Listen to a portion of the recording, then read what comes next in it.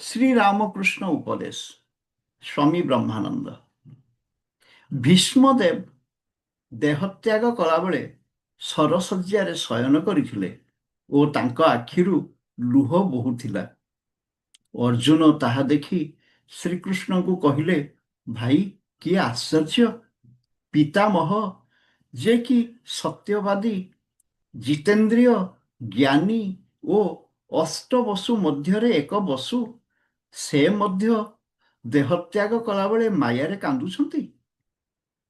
ଶ୍ରୀକୃଷ୍ଣ ଭୀଷ୍ମଦେବଙ୍କୁ ଏହି କଥା କହିବାରୁ ସେ କହିଲେ, କୃଷ୍ଣ, ତୁମେ ଭଲ କରି ଜାଣ ଯେ ମୁଁ ସେଥିପାଇଁ କାନ୍ଦୁ ନାହିଁ। ମୋର କାନ୍ଦିବାର କାରଣ ଏହି ଯେ ଭଗବାନଙ୍କର ଲୀଳା କିଛି ମାତ୍ର ବୁଝିପାରିଲି ନାହିଁ।